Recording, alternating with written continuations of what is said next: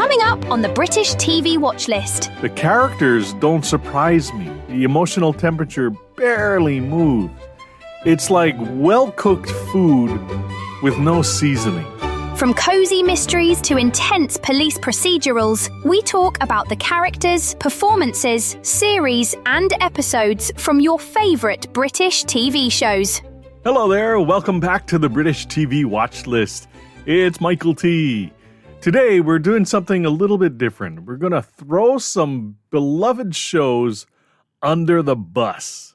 I'm going to talk about 10 shows I wanted to love, shows that I sat down with fully expecting to be hooked, great premises, great cast, great buzz, sometimes all three, and yet I just couldn't get there.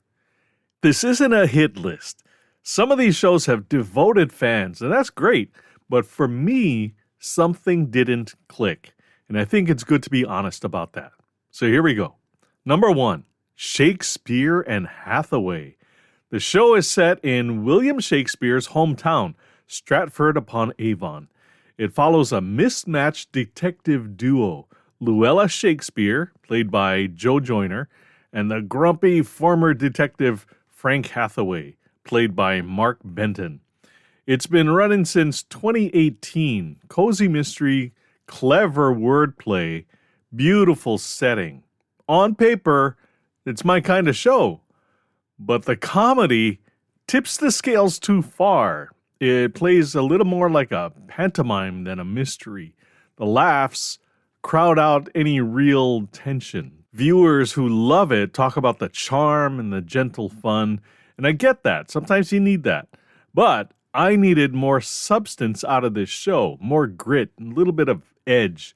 I just couldn't find it there. Number 2, The Good Ship Murder. So the story goes like this. A former detective named Jack Grayling quits the force to sing on a cruise ship in the Mediterranean. Murders happen. He investigates. It more or less follows the amateur detective trope. Shane Ward plays Jack. You may know him as a winner of the X Factor in the UK. And in the end of every episode, he performs a full song in the ship's cabaret lounge. The show has 3 seasons on BritBox. I love the locations. Lisbon, Barcelona, Casablanca. But it's campy. It's kind of cheesy. And the acting doesn't always convince, doesn't always hold up. The idea that one cruise ship racks up this many bodies without being shut down, that kind of stretches even cozy mystery logic. But here's the thing, though. The bones could work. Better writing, slightly more serious tone, and this could be something. Right now, it's a soap opera with sunscreen. Nice to look at, hard to believe. Number 3, Hope Street. This one is filmed in Donaghadee. It's a small coastal town in Northern Ireland.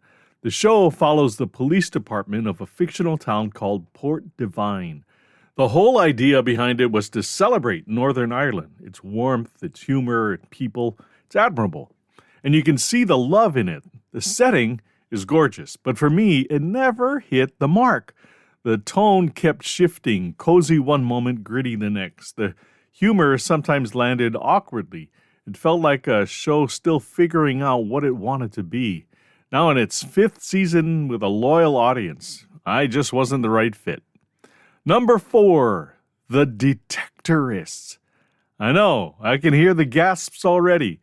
This show won BAFTAs. It follows 2 middle-aged men wandering the English countryside with metal detectors, looking for buried treasure. It's quiet, gentle, written and directed by Mackenzie Crook, who also stars alongside Toby Jones. And Toby Jones is exceptional in everything he does. But I couldn't get past episode 1. The pacing didn't pull me in. It pushed me toward the remote, actually. Maybe I came to it with the wrong expectations. But a show has to earn my 2nd episode. This one didn't. I remember looking at my wife going, Are we continuing to watch this? And the answer was no. Those BAFTAs, though, might have me take another look. Maybe. Number 5, Recipes for Love and Murder. The show is set in the Karoo region of South Africa. Wide open spaces, incredible skies. It follows a woman named Tanny Maria. She writes a recipe and advice column for a small-town newspaper. When the readers start turning up dead, she starts investigating. It's based on a series of novels by Sally Andrew. The food angle is, dare I say, delicious. The landscape is stunning. Maria Doyle Kennedy is the star. She's been good in other shows I've seen her in, from Downton Abbey to Outlander, Call the Midwife, and even Titanic. But Recipes for Love and Murder never found its footing. Not for me, anyway. The pacing was a struggle. The mysteries never felt urgent. I kept wanting for something to grab me, and it never did. Warm and well-intentioned is what I'll say, but ultimately forgettable. Hey, here's some good news. Cozy Earth has basically cracked the code on what luxury sleep should feel like. Their best-selling bamboo sheet set is made from 100% premium viscose from bamboo. From that, you get a naturally cooling, moisture-wicking, ridiculously soft material, like the kind of soft that somehow gets better every time you wash it. And if you run hot at night, these are a game changer. Same thing with their pajamas. Effortless, elegant, unbelievably comfortable. You can experience this luxury with a 21% discount right now at CozyEarth.com. Just enter our unique promo code BTVW1 when you check out. You get luxurious comfort. We get a small commission. Everyone's happy. That's BTVW1 at CozyEarth.com. Thanks. Number 6, Monsieur Spade. The premise is genuinely intriguing. Sam Spade, that iconic American detective from The Maltese Falcon, has retired to the south of France in the 1960s. Clive Owen plays him. The setting is stylish. This is like prestige television with serious credentials. Visually, every frame looks like a painting. But that style got so thick, I couldn't see the story through it. The production was so in love with how it looked that the plot got lost underneath the aesthetics. When the visual style is louder than the story, something has gone wrong. Monsieur Spade crossed that line for me. Beautiful, but hollow at the center. Number 7, Murdoch Mysteries. This one has been on the air since 2008, more than 18 seasons. Whenever I see longevity like that, I take notice. Yannick Beeson plays Detective William Murdoch. He's a meticulous investigator working in Toronto in the late 1800s. Each episode uses the forensic techniques of the era. Some of them were just emerging. Fingerprinting, ballistics, early photography. It's a clever angle, and it's the best part of the show. But the overall mood leaves me flat. It's competent, well-produced, and completely without edge. The characters don't surprise me. The emotional temperature barely moves. It's like well-cooked food with no seasoning. Everything is correct. Nothing is exciting. Great forensics angle, just needed a stronger pulse. Number 8, The Bay. The show is set in Morecambe. It's a coastal town in the north of England. The story follows a family liaison officer, FLO, who gets personally and problematically involved in the disappearance of 2 teenagers. Gray skies, tidal flats, a town that feels worn at the edges. The atmosphere is strong. The first episode sets up real tension, but over time the show kind of drifts towards soap opera. Characters make choices driven by drama rather than by who they actually are. Personal entanglements pile up. I kept wanting it to commit to be a crime drama or a seaside soap, and it never really fully picked a lane. Not a bad show, just not the show I was hoping for. Number 9, Slow Horses. I know, Probably more gasps here than for my reaction to The Detectorist. The show has seriously devoted fans, and the praise it gets is deserved. The story is based on a series of novels by Mick Herron. It follows agents at MI5 who've made career-ending mistakes. They get exiled to a place called Slough House, basically a dumping ground for failed spies. Their boss is Jackson Lamb.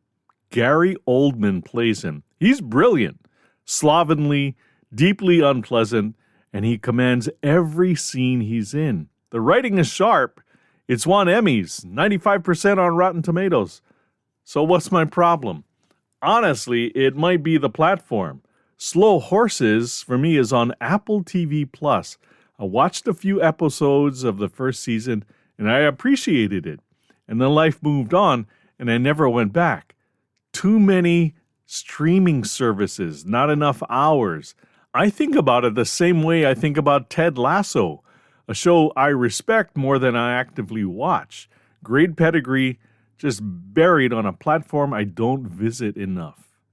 And number 10, here we go, Bridgerton.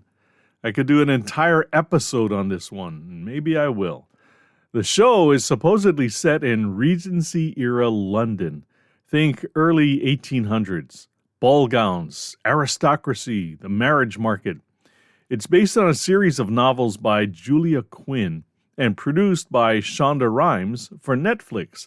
The show is lavish. The costumes are ornate. But here's my issue, plain and simple. It's modern sensibility wearing a period costume, and the costumes don't quite fit. I understand the creative choice. It's a fantasy version of history, though. One where diversity exists at every level of the aristocracy. Okay, I get it. Millions of people love that vision. But as someone who watches this kind of television partly because it feels grounded, the out-of-place attitudes, the modern dialogue rhythms, the current-day worldview and empire waist gowns, it pulled me right out. I kept feeling the gap between the world on screen and the world that actually existed. Historical fiction doesn't have to be a documentary, but it needs to feel rooted in something real. For me, Bridgerton reaches past the history rather than engaging with it. Millions disagree with what I'm saying. Good for them. It just couldn't hold me. After season 1, I never went back. There you go. 10 shows, 10 near misses, 10 times I showed up hoping to fall in love and walked away still looking. Here's the honest truth, though. Not every show is made for every viewer, and that's not a failure of the shows. Well, sometimes it is. But it's also how storytelling works. Different voices, different tastes. I know I pushed some buttons with this episode. If one of these shows is your favorite, I would genuinely love to hear what I'm missing. Leave a comment and let me know. Let me have it. Before we go, we got downloads in Vienna, Virginia in the USA, Fort Myers, Florida, and Ealing, West London in England. Share this podcast with your friends who also love British TV. And if you would like to support this podcast, check out our Patreon site. Supporters get exclusive content every week. You can also support us by shopping at CozyEarth.com and using our promo code BTVW1 to get a 21% discount on your bedding, bath, and home goods. Hey, that's it for now. Thanks for listening to the British TV Watch List. Until next time, cheers! The British TV Watchlist is written and produced by Michael T. in Honolulu, Hawaii. Remember to subscribe, like, and share. All rights reserved. Copyright 2026. Michael T. Media.